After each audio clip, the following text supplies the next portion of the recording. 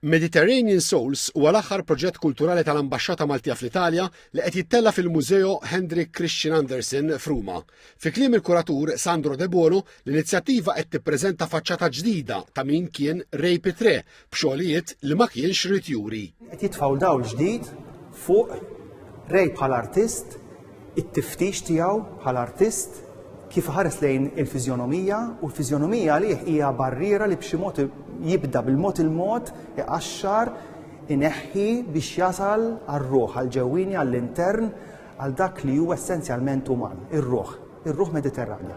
Fl-inaugurazzjoni l-Ambaxxatur ta' Malta fl-Italja, Daniel Azzopardi, spjega li l-esibizzjoni tibni mal-filosofija tal-Ambaxxata li tesponi talent Malti, preferibilment ta' wara s-seklu 20, anke biex tkisser perċezzjoni li teżisti fl-Italja li l-arti f'Malta hija barokka jew aktar antika.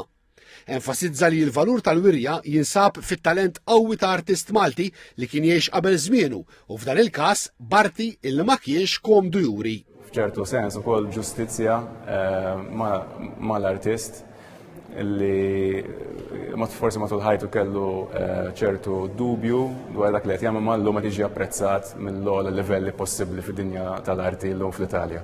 L-Ambaxxatur Azzopardi stqar l-esibizzjoni ma kienx tkun possibbli mingħajr il-Fond tad-Diplomazija Kulturali fil-Ministeru għall-Affarijiet Barranin u l-appoġġ tal-Kunsill Malti għall-Arti.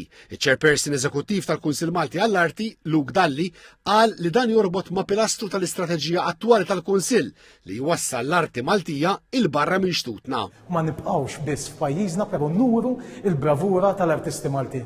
U propju din l-esibizzjoni ta' Ray Pitre hija eżempju ċar u ħaj ta' kif qegħdin ninvestu il-flus tagħna f'artisti u f'xogħlijiet li barra minn Malta jistgħu igawdu u jkunu aħna nkunu gburin bihom.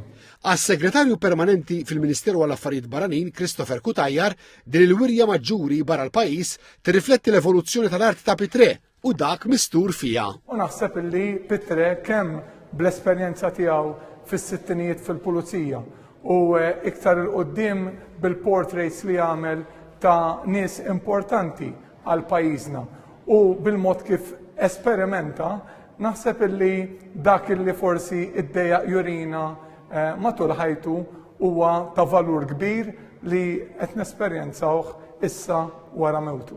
Il-wirja ser tibqa' miftuħa għall pubbliku sa 22 ta' Settembru.